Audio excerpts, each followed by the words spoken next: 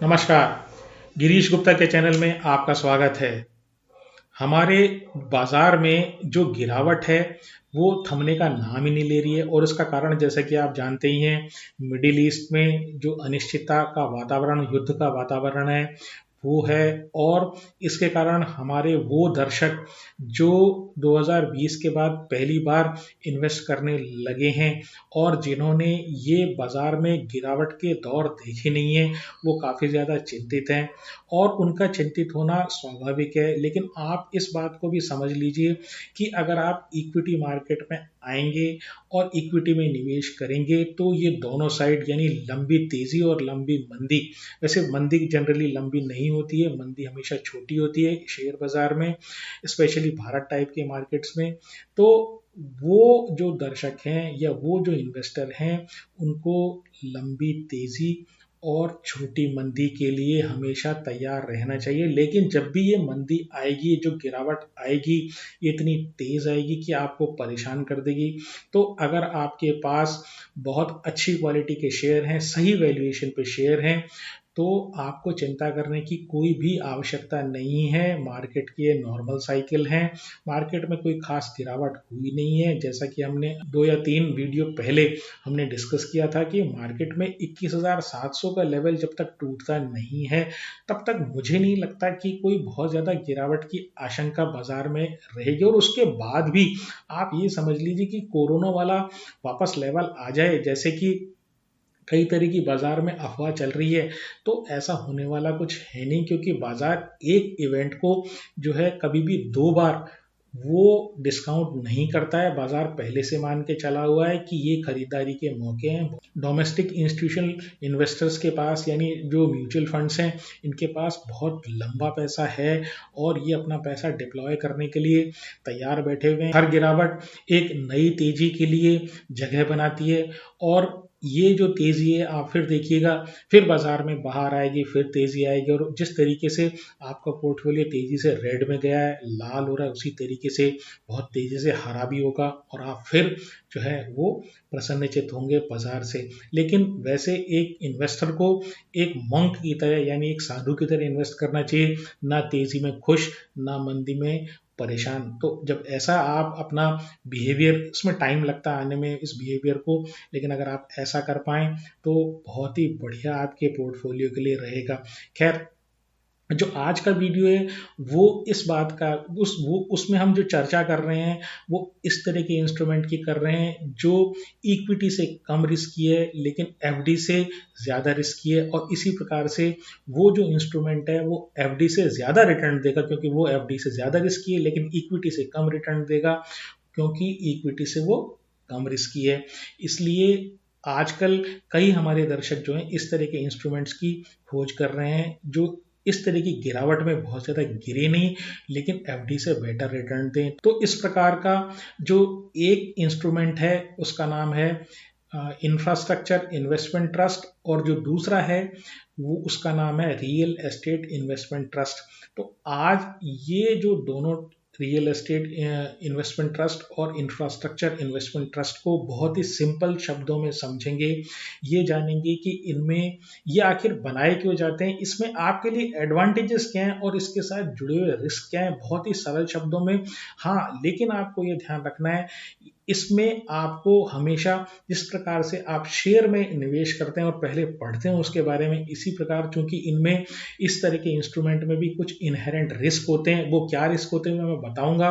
तो उन रिस्क के बारे में पहले पढ़ना है और उसके बाद आपको इन्वेस्टमेंट करना है। हालांकि मैं ये बता दूं कि आज यानी 24 तारीख को जो लिस्टिंग हुई है वो राजमार्ग इंफ्रास्ट्रक्चर इन्वेस्टमेंट ट्रस्ट की एक लिस्टिंग हुई है। ये भी एक इनविट है और जिसका स्पॉन्सर जो है वो NHAI। अब इनको एक एक करके समझते हैं कि आखिर ये इंस्ट्रूमेंट्स होते क्या हैं। तो देखिए, पहले इनके नाम के बारे में जान लेते हैं। इंफ्रास्ट्रक्चर इन्वेस्टमेंट ट्रस्ट, जिसको शॉर्ट फॉर्म हम इनविट बोलते हैं, INVIT। अब देखिए, इंफ्रास्ट्रक्चर इन्वेस्टमेंट ट्रस्ट, तो इंफ्रास्ट्रक्चर से आई, इन्वेस्टमेंट से आई और ट्रस्ट से टी। तो इसका नाम तो IIT होना चाहिए, लेकिन इसका नाम इनविट क्यों है? तो देखिए, ये जो IIT टाइप की कई सारी जो है संस्थान हैं और उससे बचाने के लिए इसमें एक एनवी, इन्वेस्टमेंट वाला एनवी जोड़ दिया गया और भारत में इसको इनविट, इंफ्रास्ट्रक्चर इन्वेस्टमेंट ट्रस्ट बोला जाता है, आईआईटी की जगह। दूसरा जो रियल एस्टेट इन्वेस्टमेंट ट्रस्ट है उसका नाम तो बिल्कुल क्लियर है, आरईआईटी। अब पहले ये जानते हैं कि आखिर ये चीजें होती क्या हैं, किस प्रकार से ये बनाई जाती हैं। तो देखिए, ये एक तरीके के म्यूचुअल फंड है, एग्जैक्टली म्यूचुअल फंड नहीं है लेकिन एक तरह का म्यूचुअल फंड है, सिंपल भाषा में समझाने के लिए कि यहाँ पर जिस प्रकार से म्यूचुअल फंड जो है वो डिफरेंट कंपनीज में इन्वेस्ट करता है और उन इन्वेस्टमेंट से जो रिटर्न आता है कैपिटल एप्रिसिएशन की फॉर्म में या उसके डिविडेंड की फॉर्म में, तो वो आपको जो नॉर्मल इन्वेस्टर होता है जो म्यूचुअल फंड में इन्वेस्ट करता है उसको बांट दिया जाता है। इसी प्रकार से ये इंफ्रास्ट्रक्चर इन्वेस्टमेंट ट्रस्ट हुआ या रियल एस्टेट इन्वेस्टमेंट ट्रस्ट हुआ, तो वो इंफ्रास्ट्रक्चर असेट्स में, यानी कि इनविट जो है वो इंफ्रास्ट्रक्चर असेट्स में, और जो रियल एस्टेट इन्वेस्टमेंट ट्रस्ट है वो रियल एस्टेट में इन्वेस्ट करता है और उनको म्यूचुअल फंड की तरह चलाता है। वहां से जो पैसा आता है, कैसे एग्जैक्टली ऑपरेट होता है इसको एग्जांपल देके मैं समझाऊंगा। तो वो जो पैसा आता है वो जो उसके इन्वेस्टर्स हैं यानी म्यूचुअल फंड टाइप के जो इन्वेस्टर्स हैं उनको ये रिटर्न करता है। अब देखिए क्या है, इंफ्रास्ट्रक्चर इन्वेस्टमेंट ट्रस्ट की पहले बात करते हैं। तो इंफ्रास्ट्रक्चर इन्वेस्टमेंट ट्रस्ट जो होता है उसको समझने के लिए पहले अपन इंफ्रास्ट्रक्चर असेट्स को समझते हैं। तो इंफ्रास्ट्रक्चर असेट्स जो होती हैं वो कौन सी हो सकती हैं, या तो रोड्स हो सकते हैं या हाईवेज हो सकते हैं या ट्रांसमिशन टावर्स, बिजली के इलेक्ट्रिसिटी ट्रांसमिशन टावर्स हो सकते हैं या पाइपलाइंस हो सकती हैं जिसमें से ऑयल और गैस का ट्रांसमिशन होता है, या आपका टेलीकॉम टावर्स हो सकता है, और इस तरीके से कई सारे इस इन्वेस्टमेंट इंफ्रास्ट्रक्चर असेट्स हो सकते हैं। अब इनमें क्या खास बात है, देखिए जब आप कोई रोड बनाते हैं तो रोड के ऊपर आपने खर्चा लगाया और खर्चे को रिकवर करने के लिए आप उस पर से टोल वसूल करते हैं। इसका मतलब क्या हुआ कि जो रोड वाला असेट है ये एक इंफ्रास्ट्रक्चर असेट है और ये एक इनकम जनरेटिंग असेट है। मतलब जिसने वो रोड बनाया उसने खर्चा लगाया और उससे वो टोल वसूल कर रहा है, तो टोल से जो इनकम हो रही है वो उसके असेट्स पर, वो जो असेट के लिए जो खर्चा उसने किया उसके ऊपर वो रिटर्न जनरेट कर रहा है। इसी प्रकार से गैस की कोई पाइपलाइन है या ऑयल की पाइपलाइन है, जैसे गेल वगैरह कंपनीज हुई, तो इन्होंने जो अपना नेटवर्क बिछाया तो इन्होंने जो खर्चा किया उसके लिए ये चार्ज करते हैं जो कंपनी या जो इंस्टीट्यूशन गैस या ऑयल उस पाइपलाइन में से ट्रांसमिशन करवाना चाहता है। तो उससे कहेंगे भैया पाइपलाइन तो मेरी है, अब आप इस पे से अपना गैस गुजार लो या अपनी ऑयल गुजार लो और मैं उसके ऊपर आपसे कुछ चार्ज करूंगा। तो ये ऑयल एंड गैस का हुआ। ऐसे ही टेलीकॉम टावर में क्या हुआ, टेलीकॉम टावर एक कंपनी ने लगा दिए, उसके बाद क्या हुआ, डिफरेंट जो टेलीकॉम इंस्ट्रूमेंट्स हैं वो डिफरेंट, भाई एक जैसे मान लीजिए भारतीय एयरटेल ने एक टेलीकॉम टावर लगा दिया, अब उसके ऊपर जो कई इंस्ट्रूमेंट्स होते हैं वो लगाने के लिए वोडाफोन से भी कहते थे भाई तुम भी लगा लो, किराया दे देना, और एयरटेल के खुद के तो लगेंगे ही, फिर जियो को भी बोल देंगे, बीएसएनएल को भी बोल देंगे। बीएसएनएल जियो वगैरह को फायदा ये है कि उनको अलग से टेलीकॉम टावर नहीं लगाना पड़ेगा, उनको कैपिटल एक्सपेंडिचर नहीं करना पड़ेगा, वो जो ऑलरेडी टेलीकॉम टावर है जो भारतीय एयरटेल ने लगाया उसी पे काम कर लेंगे, किराया दे देंगे। तो ये जितने भी इंफ्रास्ट्रक्चर असेट्स हैं ये इनकम जनरेटिंग असेट्स हैं। इस चीज को एक है ना उदाहरण से समझते हैं। अब देखिए क्या हुआ कि एक व्यापारी है, उस व्यापारी ने एक टोल रोड बनाई, मतलब एक रोड बनाई जिससे वो टोल चार्ज कर सकता है। अब देखिए उसने उसके ऊपर 1 लाख रुपया लगा दिया। अब 1 लाख जब उसने लगा दिया तो उसका 1 लाख जो उसके पास पूंजी थी वो तो ब्लॉक हो गई। अब वो उसका काम वहां से रिटर्न कमाना नहीं है, मतलब टोल से पैसा कमाना नहीं है। वो तो क्या करता है, एक के बाद एक एंटरप्रेन्योर है, वो एक रोड बनाएगा, ठीक है, उसके बाद उससे जो इनकम जनरेट, वो चाहता है जल्दी से इनकम जनरेट हो जाए ताकि मैं दूसरी रोड बनाऊं, ठीक है, और दूसरी रोड बना के फिर मैं उससे तीसरी रोड बना, मतलब उसका वो ये चाहता है कि मेरी जो कैपिटल है ना वो फटाफट मूव हो, वो रिसाइकल हो। अब ये रिसाइकल कैसे होगी भाई? आपने रोड बना दी तो आपके जो उससे टोल आ रहा है वो तो आपका ईएमआई के थ्रू आएगा, छोटा छोटा छोटा छोटा हर साल आएगा, और आपने उसके ऊपर 1 लाख रुपया लगा दिया। अभी 1 लाख पता नहीं कब रिकवर होगा कब रिकवर नहीं होगा। उदाहरण के लिए मैं बता रहा हूं। अब क्या हुआ कि वो ये कहता है कि भाई ऐसा है, मैं इस रोड को जो है ना वो 1000 टुकड़ों में तोड़ देता हूँ, मतलब 1000 यूनिट्स में तोड़ देता हूँ, और ये मैं डिफरेंट इन्वेस्टर्स को बेच देता हूँ। अब क्या होता है कि वो जो एक 1 लाख रुपया है ना वो 1000 भागों में टूट गया। ठीक है, यानी 100 इन्वेस्टर हो गया। ठीक है, अब वो 100 इन्वेस्टर जो हैं वो मान लीजिए हर हिस्सा जो है एक इन्वेस्टर ने लिया, तो 100 इन्वेस्टर टोटल उसको मिल गए। अब वो जो टोल से जितना पैसा आएगा ना, 1 लाख रुपया तो इमीडिएटली जिस आदमी ने वो टुकड़े किए और जब 100 इन्वेस्टर को उसने बेचा, तो ओरिजिनल वाला जो कंपनी है जिसने रोड बनाई उसको तो पूरे 1 लाख रुपए मिल गए, वो उसकी कैपिटल फ्री हो गई, अब वो दूसरे रोड बना सकता है। और ये जो इन्वेस्टर है, जो नए इन्वेस्टर एंटर हुए हैं, इनको फायदा ये है कि ये जो है ना ये एंटरप्रेन्योर नहीं है, ये इन्वेस्टर हैं, जिनको आपके हमारे जैसे हो सकते हैं, कोई इंस्टीट्यूशन हो सकते हैं, कोई पेंशन फंड हो सकते हैं।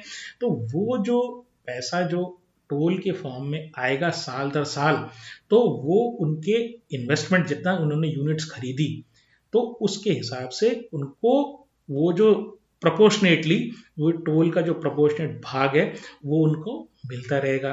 तो कैपिटल एंटरप्रेन्योर की फ्री हो गई, और यहाँ इन्वेस्टर जो है इसको एक इन्वेस्टमेंट का नया अपॉर्चुनिटी मिल गई। अब ये जो कंसेप्ट है, ये कंसेप्ट कहलाता है कैपिटल रिसाइकलिंग, यानी कि जल्दी से कैपिटल रोटेट हो गई और एंटरप्रेन्योर को उसका पैसा वापस मिल गया, वो फ्री है नए इंफ्रास्ट्रक्चर असेट्स में इन्वेस्ट करने के लिए। तो इस प्रकार से जो चाहे रीट हुआ, चाहे इंफ्रास्ट्रक्चर इन्वेस्टमेंट ट्रस्ट हुआ, ये पहली चीज तो एंटरप्रेन्योरशिप को बढ़ावा देते हैं।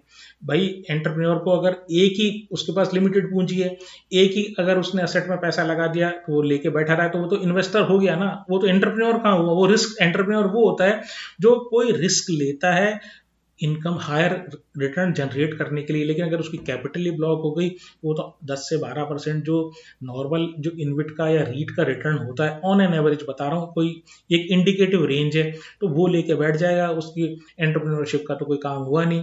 तो पहली चीज ये इस तरह के जो इंस्ट्रूमेंट्स होते हैं ये प्रमोट करते हैं एंटरप्रेन्योरशिप को। दूसरी बात ये जो गवर्नमेंट के स्केर्स रिसोर्सेज होते हैं, गवर्नमेंट के पास लिमिटेड मनी है, इसीलिए तो प्राइवेट सेक्टर को लेके आया कि भैया तुम टोल बना दो, तुम रोड बना दो और उससे टोल वसूल कर लेना।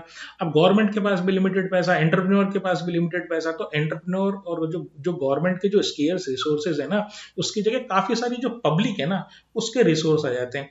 तीसरी चीज ये हुआ बैंकों के ऊपर स्ट्रेस कम हो जाता है। जो बैंक्स होते हैं वो बेसिकली क्या होता है, बैंक से लोन लिया आपने, तो बैंक जो होता है वो अगर लगातार इस तरह की कंपनीज को लोन देते जाएंगे, और मान लीजिए कुछ 3 या 4 जो कंपनीज हैं या 3 या 4 उनके प्रोजेक्ट्स हैं वो ढंग के नहीं चले, तो होता ये है कि बैंकिंग सेक्टर पे स्ट्रेस आने लग जाता है। और इधर क्या होता है कि बहुत सा एक बैंक की जगह या 4 या 5 बैंकों का कंसोर्टियम जो उसको किसी इंफ्रास्ट्रक्चर ट्रस्ट को फंड करता है, उसकी जगह ये इंफ्रास्ट्रक्चर एसेट को फंड करता है, उसकी जगह काफी सारे जो इन्वेस्टर्स हैं वो अलग अलग तरीके के इन्वेस्टर आ जाते हैं। तो रिस्क जो है ना वो बैंकिंग सिस्टम का जो रिस्क है वो डाइवर्सिफाई हो जाता है।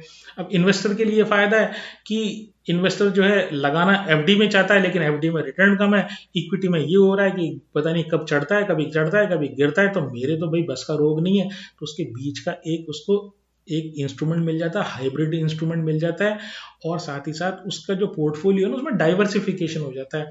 कुछ हाई रिस्क जैसे आपके इक्विटी टाइप के इंस्ट्रूमेंट्स हो गए, कुछ गोल्ड सिल्वर हो गया, कुछ एफडीज हो गई, कुछ बॉन्ड्स हो गए, और कुछ इस तरह के हाइब्रिड इंस्ट्रूमेंट्स हो गए। तो ये तो बात हमने की इंफ्रास्ट्रक्चर इन्वेस्टमेंट ट्रस्ट की। अब इसी के तरीके का जो दूसरा एक असेट क्लास है वो है रियल एस्टेट इन्वेस्टमेंट ट्रस्ट। अब ये रियल एस्टेट इन्वेस्टमेंट ट्रस्ट क्या चीज होती है?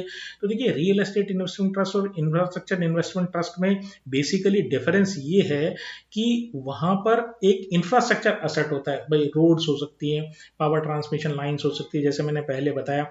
लेकिन यहाँ पर जो आपका असेट होता है जिसको मोनेटाइज किया जाता है, यानी जिसको टुकड़ों में बांटा जाता है, वो रियल एस्टेट होता है। रियल एस्टेट क्या हुआ भाई? वो शॉपिंग मॉल हो सकता है, ठीक है, वो कोई स्कूल हो सकता है, वो कोई ऑफिस स्पेस हो सकता है। तो इस तरह के ऑफिस स्पेस को एक कंपनी तैयार करती है, उसको किराए पर चढ़ाती है, स्कूल बनाती है, स्कूल को स्कूल के काम के लिए देती है, और उससे जो इनकम जनरेटर किराए से जो income, real estate investment trust का जो बेसिक काम है वो किराए से जो इनकम जनरेट होती है वो अपने अपने जो इन्वेस्टर्स है ना उसको डिस्ट्रीब्यूट करना होता है। और एक सेबी का रेगुलेशन है भारत में कि इंफ्रास्ट्रक्चर इन्वेस्टमेंट ट्रस्ट और जो रियल एस्टेट इन्वेस्टमेंट ट्रस्ट है वो अपने कैश फ्लो का मिनिमम 90%, 90% जो कैश है वो कैश फ्लो का 90% जो है हिस्सा वो डिस्ट्रीब्यूट करेंगे अपने इन्वेस्टर्स को। तो एक बहुत अच्छी बात है। तो ये बात तो रही कि ये आखिर होते क्या है। अब इन्वेस्टमेंट करने का क्या तरीका है? तो एक तरीका तो ये है कि आप आईपीओ में पार्टिसिपेट करें। जैसे मैंने बताया आज जो लिस्टिंग हुई है राजमार्ग इंफ्रास्ट्रक्चर इन्वेस्टमेंट ट्रस्ट, वो उस तरह के आईपीओ जब आए तब आप इन्वेस्ट करें।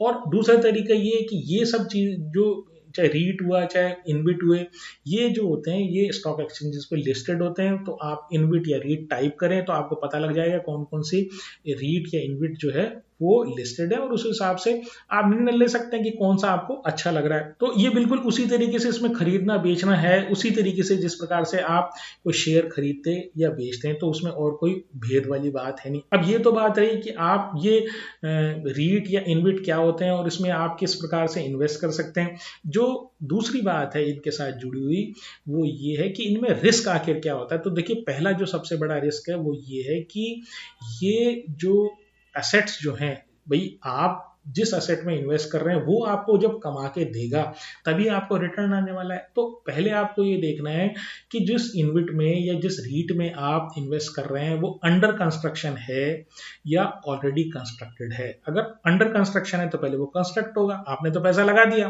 रिटर्न पता नहीं कब आएगा भाई। पहले अंडर कंस्ट्रक्शन है, फिर वो कोई कॉन्ट्रैक्ट करेंगे, किसी को लीज पर देंगे, क्या करेंगे क्या नहीं करेंगे। तो अंडर कंस्ट्रक्शन वाले जो इनविट्स या रीट्स होते हैं वो थोड़े से ज़्यादा रिस्की होते हैं। जो जो ऑलरेडी कंस्ट्रक्टेड वाले जो इनविट या रीट होते हैं वो थोड़े से स्टेबल होते हैं, कंपैरेटिवली बेटर होते हैं। दूसरी बात ये कि देखिए चूंकि इनकम जो जनरेट होगी उसी से आपका रिटर्न बनेगा। अब मान लीजिए कोई टोल रोड है, अब वो टोल रोड में तो कोई लॉन्ग टर्म कॉन्ट्रैक्ट होता नहीं है कि भाई मैंने मेरी गाड़ी से आपने लॉन्ग टर्म कॉन्ट्रैक्ट कर लिया कि भाई मेरी कार जो है वो 6 साल तक रोज इस पर जाएगी, ऐसा तो कभी होता नहीं है। तो उसके लिए क्या है कि जो टोल वाले जो जिस तरह के जो प्रोजेक्ट्स होते हैं या टोल वाले जो इंफ्रास्ट्रक्चर असेट्स होते हैं वो जनरली ज़्यादा रिस्की होते हैं। हाँ, ये है कि अगर वो रोड इस प्रकार की पॉपुलर रोडों से बहुत जबरदस्त ट्रैफिक हो या होने की गुंजाइश हो या इस तरह की रोड वो बन रही हो, मतलब वो इंफ्रास्ट्रक्चर जो इनविट में वो रोड जो है वो इस तरह की है जो बहुत ही पॉपुलर, बहुत ही ज़्यादा टोल जनरेट करने वाली रोड हो। उसके अलावा आप ये समझ लीजिए जो टोल वाला जो सिस्टम होता है थोड़ी सी रिस्की होता है कंपेयर टू किसके, जो ट्रांसमिशन लाइन्स वाला जो काम होता है ना, पावर ट्रांसमिशन वाला, उसके कंपैरिजन में। वो कैसे? देखिए जनरली क्या होता है कि जो पावर ट्रांसमिशन वाले जितने भी ये प्रोजेक्ट्स होते हैं, जो ट्रांसमिशन लाइंस वाले जो प्रोजेक्ट्स होते हैं, इनविट होते हैं, ये लंबे टाइम के कॉन्ट्रैक्ट कर लेते हैं ऑलरेडी, क्योंकि बिजली की जो सप्लाई है ना वो एक पावर प्लांट हुआ, वहां से एंड यूजर तक जाएगी, तो उसको एक पाथ चाहिए और वो पाथ फिक्स है। अब वो पाथ फिक्स है तो वो ये कहता है यार मैं ऐसा जो पावर जनरेटर है या पावर प्रोड्यूस करने वाला ये कहता है यार मैं इससे लंबा कॉन्ट्रैक्ट कर लेता हूँ ना, बार बार ये कौन झंझट करे, ये बार बार हर साल टैरिफ बढ़ाएगा, तो इसके बनिस्पत में क्या करता हूँ एक लंबा लॉन्ग टर्म कॉन्ट्रैक्ट कर लेता हूँ। तो वो लॉन्ग टर्म कॉन्ट्रैक्ट जहाँ पर होते हैं वहाँ इस बात की गारंटी होती है कि एक तरीके से आपको जो इनकम है ना वो आपकी फिक्स हो गई और आपको इनकम मिलेगी मिलेगी। तीसरी चीज़ ये है कि प्रोजेक्ट की क्वालिटी के ऊपर डिपेंडेंट है। देखिए प्रोजेक्ट की क्वालिटी, आपने रोड बना दी, रोड खराब बनाई, एक्सीडेंट ज़्यादा होने लगे, कोई सुविधा नहीं है तो आप ट्रैफिक कम आएगा, लोग ऑल्टरनेटिव रूट का इस्तेमाल करेंगे। इसी प्रकार से जो मान लीजिए आपने कोई गैस की पाइपलाइन बिछा दी और वो गैस की पाइपलाइन वो इनविट में और वो गैस की पाइपलाइन की क्वालिटी खराब है, तो अगर प्रॉब्लम आती है इस तरह के असेट्स में यूजर को, तो ऑफ कोर्स वो उसको यूज नहीं करेगा, और यूज नहीं करेगा तो वो आपको इनकम जनरेट नहीं होगी। तीसरी चीज ये इंटरेस्ट रेट रिस्क। बाजार में जब इंटरेस्ट रेट्स बढ़ती हैं तो आप ऐसा समझ लीजिए, जब बाजार में मान लीजिए एफडी की रेट बढ़ी तो क्या होता है कि लोग इनविट को छोड़ के या रीट को छोड़ के तो इनको बेच देते हैं और उसकी जगह एफडी में इन्वेस्ट कर देते हैं। भाई एफडी जो है वो ज्यादा सिक्योर है, एफडी में बढ़िया रिटर्न मिल रहा है, इसमें मिले नहीं मिले क्या हो क्या नहीं हो, तो इनको बेच देते हैं। जैसे ये बेचते हैं तो इनकी जो कीमत है ना, यानी इनविट या रीट की यूनिट्स की कीमत जो होती है ना वो घट जाती है। तो इसको इन्वेस्टमेंट ये इंटरेस्ट रेट रिस्क बोलते हैं। चौथी चीज ये कि मान लीजिए वो जो इन्वेट है उसमें जो इंफ्रास्ट्रक्चर का असेट है या रीट है जो उसमें जो रियल एस्टेट का असेट है, हो सकता है वो जो असेट है उस पर कर्जा बहुत हो। भाई कंपनी ने काफी सारा कर्जा ले रखा है, अब सबसे पहले तो कर्जा चुकाना है ना, उसके बाद जो कैश फ्लो बचेगा वही तो आपको देने वाली है कंपनी। तो अगर कर्जा बहुत ज्यादा है, 70% 80% तक कर्जा उसने ले रखा है, तो आपके हाथ में क्या आने वाला है, तो आप तो एक तरीके से इक्विटी शेयर होल्डर हो। तो इक्विटी शेयर होल्डर को तो जो कर्जा चुकाने के बाद जो मिलेगा सो ही मिलेगा। तो ये चीज आपको ध्यान रखनी कि भाई असेट की तुलना में इसमें कर्जा कितना है, कितना परसेंट इसका कर्जा है। फिर क्या है, वो वही बात है कि जैसे किसी कंपनी को हम कैसे तोलते हैं, तो एक जो उसको तोलने का तरीका है वो है जो जैसे शेयर की बात मैं कर रहा हूँ, तो शेयर में अगर हम तौलते हैं किसी कंपनी को, जज करते हैं, तो एक फैक्टर हमारा होता है प्रमोटर का।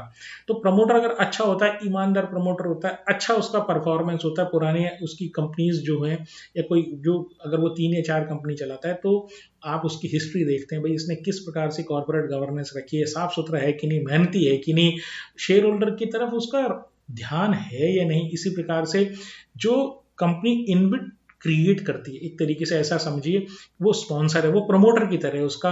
तो जो प्रमोटर है या स्पॉन्सर है वो इनविट का, जैसे NHAI जो राजमार्ग इंफ्रास्ट्रक्चर इन्वेस्टमेंट ट्रस्ट है, इसमें NHAI है, गवर्नमेंट ऑफ इंडिया का ऑर्गेनाइजेशन है। तो ये इस तरह की जो NHAI एक बड़ी रेपुटेड ऑर्गेनाइजेशन है। तो मेरा ये कहने का मतलब नहीं है कि आप राजमार्ग इंफ्रास्ट्रक्चर इन्वेस्टमेंट ट्रस्ट में इन्वेस्ट कर दें बिना पढ़े लिखे बिना समझे। मेरा कहने का मतलब ये है कि जब रेपुटेड स्पॉन्सर या जिसको ये कहें सरल शब्दों में प्रमोटर होता है, तो एक तरीके से वो इनविट जो होता है ना या रीट जो होता है ना, उसमें आप ये एक तरीके से कह सकते हैं कि ये अच्छा परफॉर्म करेगी। लेकिन हमेशा की तरह मैं फिर आपको ये कहूंगा कि ये जो मैंने फैक्टर बताए आपको, इनके ऊपर आपको विचार करना है। इनके हिसाब से आपको देख के इस इनविट को या रीट को जहां पर भी आप इन्वेस्ट करना चाहें देखना है, समझना है, और ये पता लगाना है कि भाई ये कितना रिटर्न मैं आखिर जनरेट कर पाऊंगा, जो रिस्क मैं ले रहा हूं उस पर, मतलब कितना रिस्की ये प्रोजेक्ट्स है।